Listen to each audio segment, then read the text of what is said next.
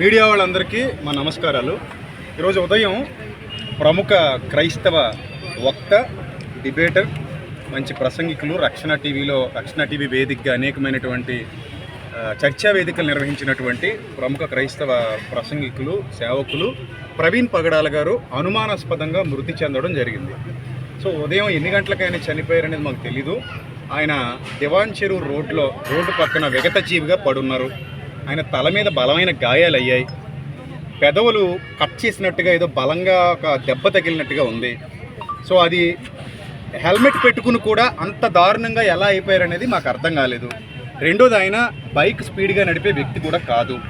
చాలా శాంతంగా, సాత్వికంగా ఉండేటువంటి వ్యక్తి.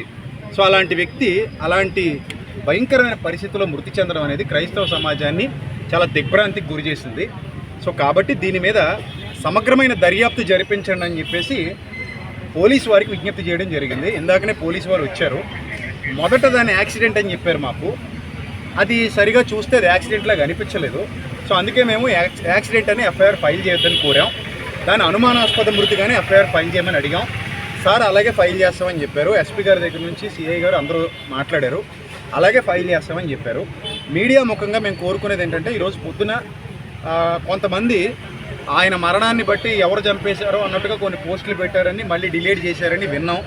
దయచేసి ప్రభుత్వాలు మీడియా ద్వారా స్పందించి ఈ మృతి వెనక ఉన్న చీకటి కోణాలు ఏమైనా ఉంటే వాటిని సమగ్ర దర్యాప్తు చేసి బయటికి తీసుకురావాలని చెప్పేసి మేము కోరుతున్నాం.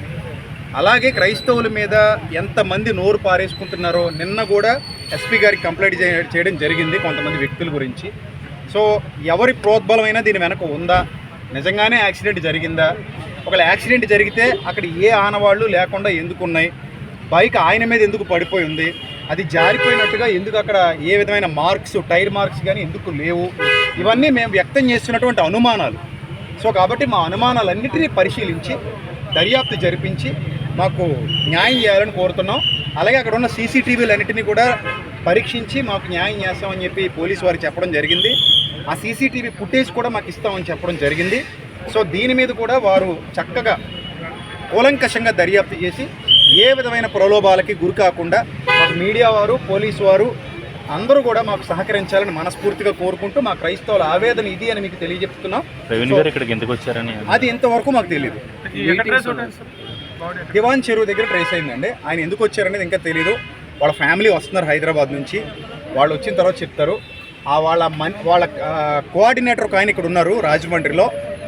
ఆయన చెప్పడం ఏంటంటే, నిన్న సాయంత్రం నుంచి ఫోన్ చేస్తున్నాడట ఆయనకి. ఎన్నిసార్లు ఫోన్ చేసినా లిఫ్ట్ చేయలేదని చెప్పాడు. వాళ్ళిద్దరూ చాలా క్లోజ్. సో ఆ వ్యక్తి ఎన్నిసార్లు ఫోన్ చేసినా కూడా ప్రవీణ్ అన్న లిఫ్ట్ చేయలేదట. మరి నిన్ననే బయలుదేరారు, విజయవాడ నుంచి బయలుదేరారని విన్నామండి. అంటే ఆయన ఎప్పుడు బైక్ రైడ్ చేయరండి అసలు. యాక్చువల్లీ కారు మీద, బైక్ మీద జర్నీ చేస్తారు. సో మరి ఆయన ఎందుకు బైక్ మీద వచ్చారనేది కూడా మాకు అనుమానంగానే ఉంది.